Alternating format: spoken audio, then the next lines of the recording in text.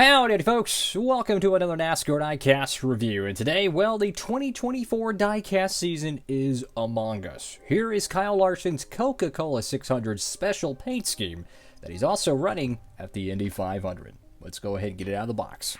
Alrighty folks, we're out of the good old box and let's hop into this Diecast review. Of course, this Diecast is brought to you by our good friends at Circle B Diecast. And I have a sneaky feeling that the reason this car got released so early, I kind of think maybe Circle B might have helped them along, maybe. Who knows?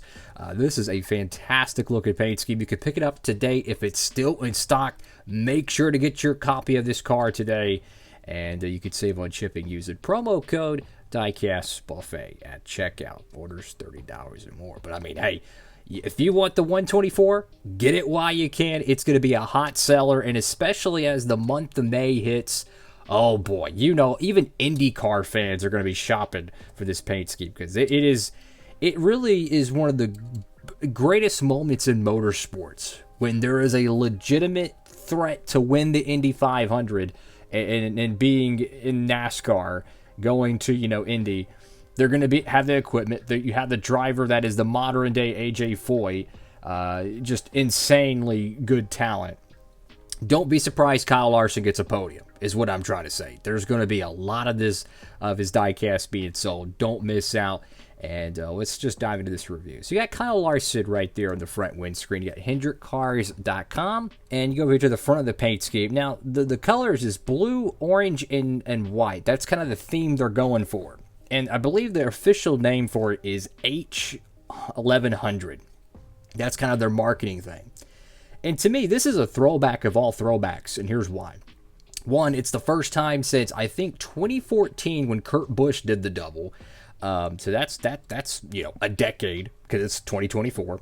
This paint scheme and the whole Kyle Larson thing was announced, I think it was like September or August last year. So the fact that this paint scheme, it's crazy to think that the 2024 Coke 600 paint scheme was announced in the summer of 23. Like that is like, to put that in comparison, that is just unheard of in today's NASCAR, where there's almost no time for any promotion events.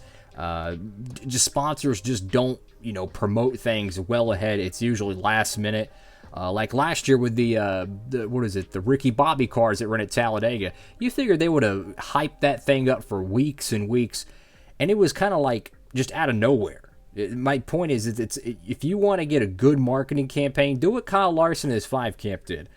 Market it way ahead. You get the number 5 right there. Sunoco, Hendrick Motorsports, go to the left side of the car.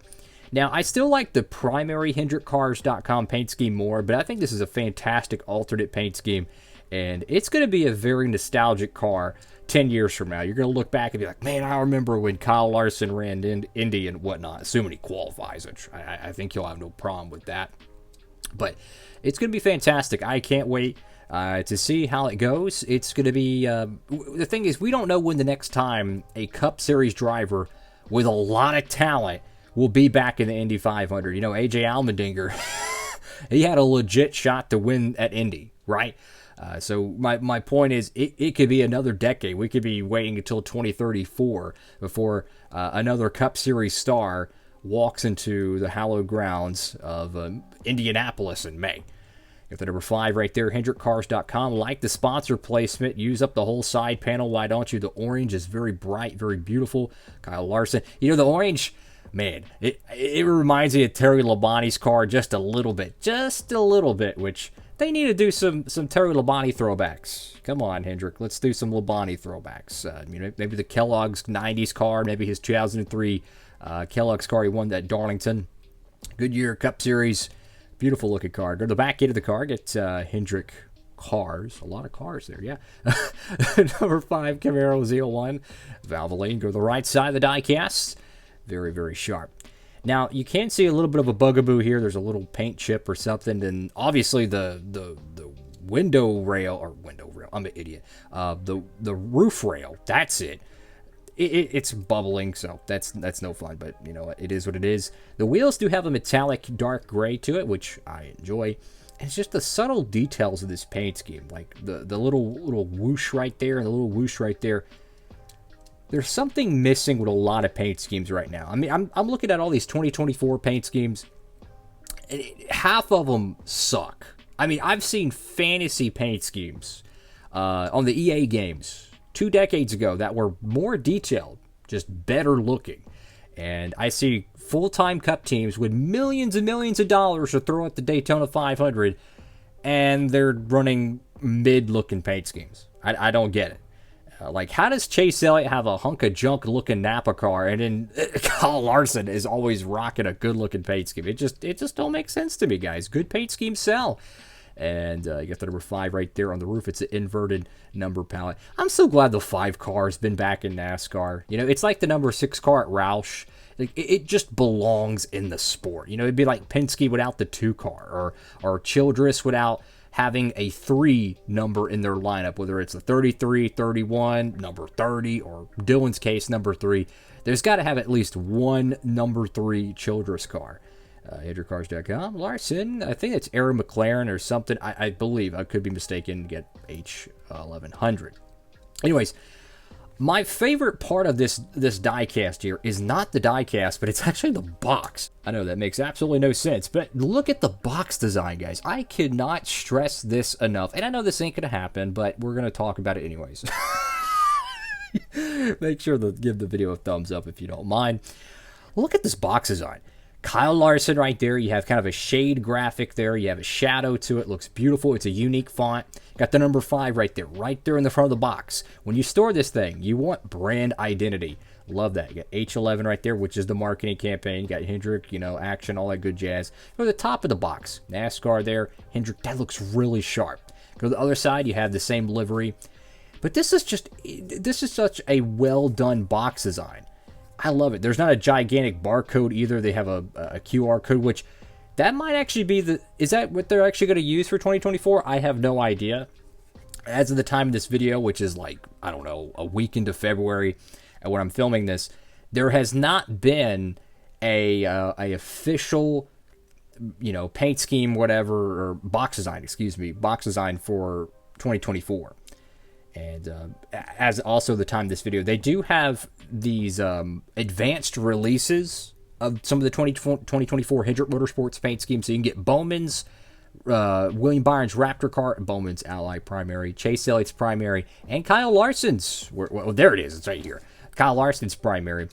You can get all 4 of those right now in the 1/64 scale. I believe even in the metal chassis or the normal one like this that has the plastic chassis. You can get it right now at Circle B Diecast, assuming it hasn't sold out yet. But the boxes are actually a 2017 Lino Racing generic box. Yeah, they pulled that one out of the woodwork. Anyways, the official box design for 24 hasn't been announced or shown yet, at least to the public. My point is this is what it should look like. I mean, imagine this: Christopher Bell, right? And like, instead of white here, you could have yellow. Instead of blue, you could have black. And then maybe you could put like D-Walt right here and have Joe Gibbs Racing. How dope would that be? I tell you what, if they made the box designs for 2024 like this, I would praise it so much. You would probably get tired of me talking about it. So my point is that fans want this. I'm telling you, if you bring back box designs like this, people are going to buy more diecasts. When you go to a merchandise trailer, you don't want to buy a box that looks like newspaper print. You want bright, colorful, especially the younger fan, you want bright colors. I cannot stress it enough. Bring back the box designs. I understand, you know, it takes more ink to print it, but here's my argument to that. The Authentics line, the $5 Authentics line, has more color, contrast, and opacity than the cars that cost almost triple it. You feel me? So there's no excuses anymore, is what I'm trying to get at. Anyways, that's enough of me ranting, but hey guys, this diecast is awesome. Make sure to pick up yours today. I would not be surprised they do a second production run of this in a separate box. We saw this with Dale Earnhardt Jr. In 2019 and 2020, I think, maybe even 21. And they made a run with the special box, and then they made, I think, a run with the normal box. Could be mistaken on that. And I think Chase Elliott even had a run of those in 2020, either after or before he won the championship. They had a special Napa box. So check that out. go get you a copy of this car. Absolutely recommend it. The Indy car, the actual IndyCar livery 164, which is by Greenlight, will be available over there at Circle B Diecast as well. So if you want to go ahead and pre-order yours, because I can almost guarantee you that thing is going to sell insanely good. Now imagine they're going to make a buttload of them, but knowing IndyCar Diecast somewhat, they sell pretty well, and their production numbers are not always usually high. So it's not a car I would want to miss out on. Anyways, thank you all for watching. Have a blessed one. Diecast Buffet. Signing off.